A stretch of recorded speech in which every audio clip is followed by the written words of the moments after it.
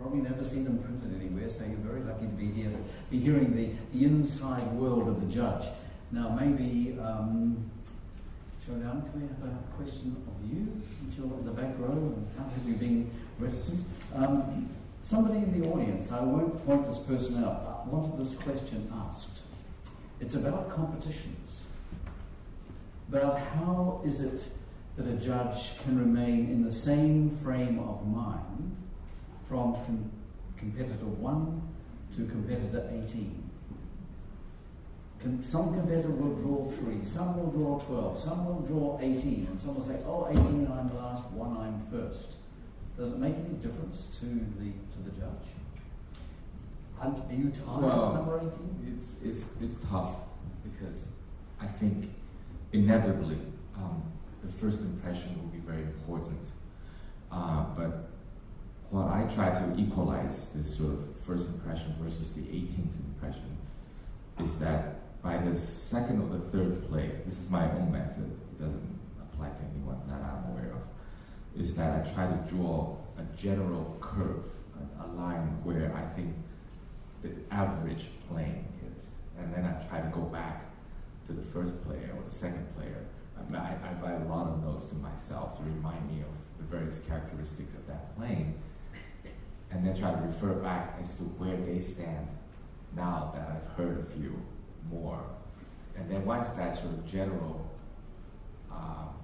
level, for me anyway, has been established, then I can say that's this, plus or minus according to that sort of general median line. But I try not to be unfair, because I know most competition players, they say, oh no, I can't believe I'm number 1, it's horrible, it's very early in the morning, and of course, I guess the good part is that you're done by 10 o'clock or whatever it is, But on the other hand, it's hard to establish a general curve. But I try to recall and try to go back and refresh my memory, not even like at the end of the day, but at midday when the mind is still, locked in on the earlier part of the proceedings. Thank you. Mark, have we got a microphone for Mark? I'll ask you a question about the instrument you play. Not the one you actually play, but if you were given a really bad violin to play, and that probably happens sometimes, perhaps you break a string and you've got to pick up somebody else's violin. How bad? Well, at your level, it shouldn't be too bad, I expect. So how do you make it sound fabulous? What do you do? Can you? Well, I think probably everybody here would agree that with a lot of experience playing good violins and being a good violinist, you can make, a really bad violin you can't do much of anything with, but you can make a pretty mediocre violin sound superb. What the difference is that then the great violin, it's a lot easier to make it sound superb, and so that makes you musically freer. You can do more things with a great deal of spontaneity. There's something that's very important in this equation, which is not only the violin, but how well it is set up. Because even a pretty mediocre violin, if it is well set up, meaning adjustment and the strings are not a year old and all this kind of thing, then you can do a lot with it. If you don't mind, I wanted to add a tiny story about the Paganini competition, even though that wasn't your question, just because Loris mentioned it, because it also relates to what you said about important career moments. I had a very, very important career moment at the Paganini competition, which I did not win. And this was when I was 18, and I went there I was actually far more naive, I think, than any of the competitors here today, because in those days you could be naive. I had no idea what was going on. The reason I went to the Paganini competition was because I liked playing the concerto, and I did that a lot in those days, but mostly because my great hero was one of the judges, and my great hero was Josef Szigeti. And I grew up, of course, with the recordings of Oistrakh and Heifetz, but for me, Szigeti was somehow, as a child, he was on a separate level, and I just was dying to meet him, and I didn't know if I would meet him, and I went to the competition, and I got to the semifinals, and I played, and I had a small memory slip in the 30s ice, and I thought, oh, that's it, I'll never get to the finals. And sure enough, I didn't get to the finals. One of the lessons I learned then was that from talking to jury members afterwards, it had nothing to do with the memory slip. The things they didn't like were completely different things. But I thought, well, I'll hang around and maybe I'll get to see Mr. Szigeti at the party afterwards. And I went to the party and he wasn't there, and I was crushed. And then the rest of the evening was like a fairy tale. The president of the jury brought me a note from Szigeti, who was not feeling well, saying, could I please go see him in his hotel room? And I went there and I met with him, and he first told me that I should have been in the finals, and so I thought, well, it's wonderful. He's obviously a very smart man. And then he proceeded to take out his notebook and sit with me for 2.5 hours and go through every note I played and tear it to shreds.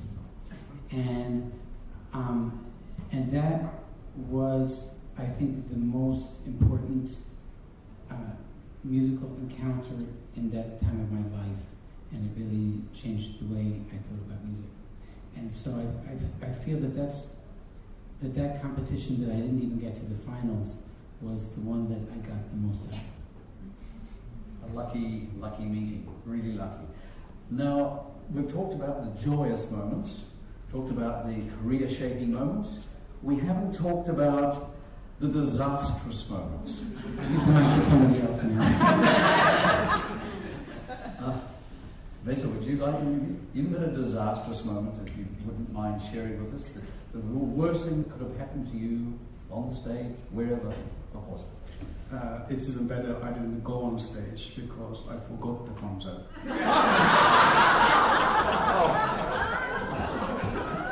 This was the same year I talked about, when I won the string quartet competition and was otherwise also successful, except that one night.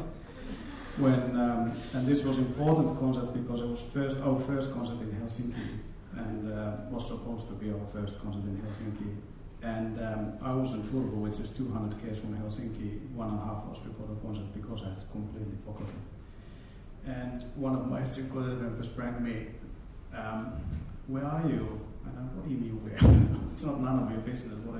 And then told that you should be here. We were sold out too.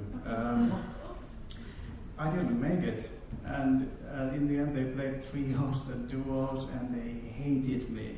You can imagine, and I of course was gutted. But that's my worst. But you're here today, so it hasn't all that bad. Wonderful. Now, Michael, what was your worst moment? I think a tour to Africa with a chamber orchestra, and I was playing the Bach Dolph. The favorite teacher now. And it was so hot, it was so unbearable hot. It was an outdoor concert, and I think we got halfway through the first movement and my violin just fell apart. And I was just holding the fingerboard. Everything was just hanging down. Then in the break, 2 African men came up to me and they said, come here. And they had this big white bucket with a big stick and steering around. And I said, what are you doing? He said, we're making glue. We'll stick it down That was it for me. Well, that's a terrible story. I hope it doesn't happen in the next couple of days. Dean. Oh, how do I choose from all the disasters that have happened? Yes, well. It's interesting, I wonder whether anyone else on the stage has this recurring dream. There's at one point in my life, and I've spoken to a lot of musicians, and they've all had exactly the same dream. And I'll get to a real disaster in later, but for one period of my life, I kept on having this dream, and I was playing the Tchaikovsky concerto, and I was out on stage, and I started, and it was going brilliantly, fantastic, and the orchestra was great, and full house, and I'm playing away, and oh, this is going really well. And we all know the part where the first big tutti comes back, you know, and then I realised that I'd forgotten to practice the rest of the concerto, or I didn't know. And I've spoken to many musicians, and they've all had the same dream. It must be some kind of anxiety thing. Has anyone had similar experience? Or, you know, like, I'm playing the Sibelius concerto, but I forgot to practice anything except the first page. Yes, yes. Sibelius concerto, I had a terrible dream. So, the second movement, you know, the start of second movement. So, there was a small tutti, but I must tell that I practiced hard the beginning of second movement because I want to do it in one go. It was the large also, and so I dreamed that after tutti I found myself not with the bow but with a huge spoon. Sorry, so, and what I remember that I was not worrying about there is no hair. That's I was worrying it's too short. That's too short. So, and I had to stop and I had to talk to audience. Because I'm sorry, unfortunately, I don't know how it's possible, but I don't have any more the ball. I cannot play with this. And I was asked, well, I can't choose. There have been so many, unfortunately. I remember, it's not exactly a disaster, but a high-pressure moment. I was playing in the finals of the Queen Elizabeth competition, and my father, who's a pianist, he was my accompanist for the Brahms Sonata and other things. And we were backstage waiting to go on stage, and he said, I was in tails or something like that, something formal anyway. And he said, you haven't got a white handkerchief. And he's very proper and thought I should be dressed properly and have a white handkerchief. So he rushes into the toilet and rips up some toilet paper. And he stuffs this toilet paper into my top pocket just as I'm going on stage for, at that time, the most important night of my life so far. And so I had this toilet paper, and this toilet paper was a great comfort somehow. It leveled the playing field for the night. I kept on thinking about this toilet paper, and it seemed so ridiculous that it made such a high-pressure moment a whole lot less pressure. But real-life disasters, I don't want to go into them. There are too many. Actually, one that sticks with me, and I was so ashamed. I had a reputation at the Juilliard School of being a good sight reader. And for some reason, I was asked to play this thing at the last moment with a choir. It was a medieval piece. And it sounded very simple, and they said, quick, our violinist is sick, come in and play. And so I went into the concert, and, you know, with my reputation as a good sight reader, looked at the music, and I thought, because there were no bar lines, it was medieval, and it was Hoppet music, and the conductor, it was, for some reason, just violin and choir. I didn't know what the piece was. And the conductor gave an upbeat, and it was either in 3/2 or 6/4. And I had to make a decision. So it was either 1, 2, 3, 4, 5, 6 maybe, or 1, 2, 3, 4, 5, 6 maybe, or 1, 2, 3. And she wasn't a very good conductor, and she gave an upbeat. I chose the wrong tempo, and the whole piece was about 2 minutes long, and I spent the whole piece trying to find my place again. The choir, I had the music there and the choir was going on, but it was actually very complicated without bar lines or anything. And I'd start to play, no, that's wrong. And then I started to play, that's wrong. And this went on for 2 minutes, which felt like 2 hours. And then at the end, I just slunk off stage. And I could not face this conductor for the next 2 years at Juilliard. And every time we saw each other in the hall, I'd turn around and walk out. I was so embarrassed. So that was one of many bad moments.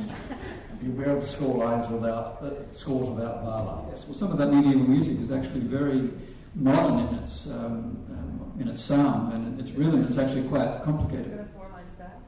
Yes, it was at least 4 parts plus the solo line, but there was no clear pulse or beat, and yeah, it was very hard. Make it up as you go. Something like that. Now, how about Boris? In a real moment, we had the dream of the spoon. I'm sorry for Do you have a real for sense? some competitors who plays Caprice number 17. Don't listen.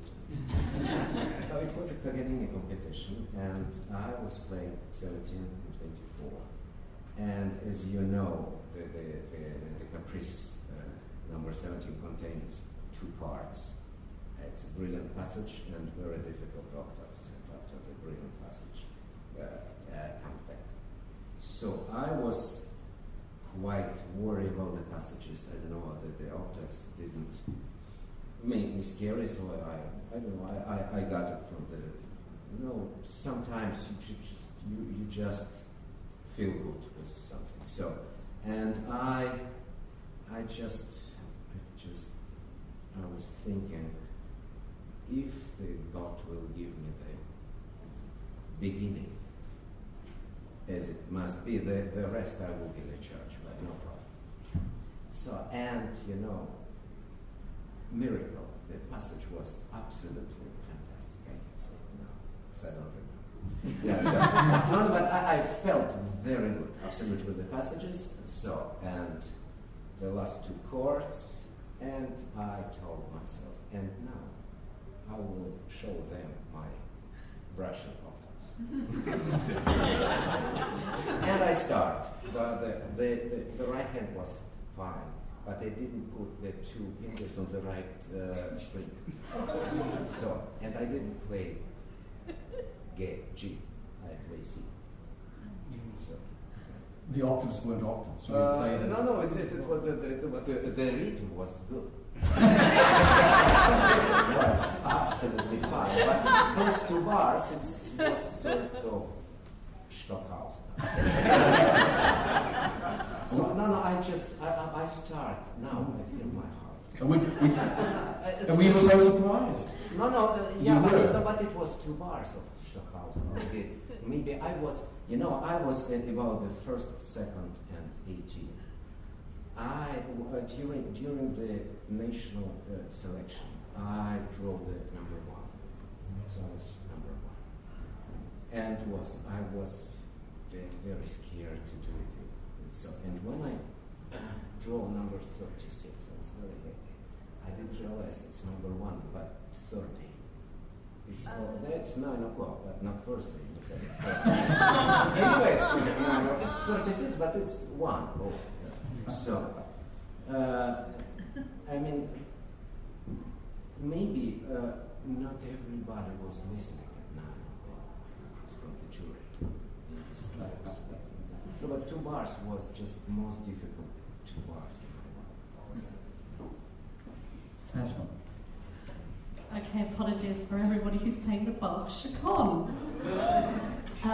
When I was 18, I got an opportunity to go and play in Munich. So I felt really posh because, it was a very exciting thing to go abroad and play, and we specifically asked for this concert. But they wanted an incredibly long program. They wanted 45, 50 minutes of music each half. And I was used to thinking along the lines of about 40 minutes. And so I was trying to think of all the pieces that I knew how to play that were really long. And one of the longest I could think of was the Bach Chaconne. So anyway, I stuck it into my program. And I went out on stage to play the Bach Chaconne and tuned up and everything was going fine. I played the first 3 or 4 bars when I don't know what dust was in the air, but something got lodged behind my contact lens. And this is a good 15 minutes worth of a piece, and I'm into bar 4. And so, of course, it's a very emotional piece as well. So I started to cry. Tears were streaming down my face, which I could cope with, but it was when my nose started to run. So I'm playing this. And at the end of the piece, I walked off stage, and my mascara had run all the way down my cheeks, and I looked like the giant panda from London Zoo.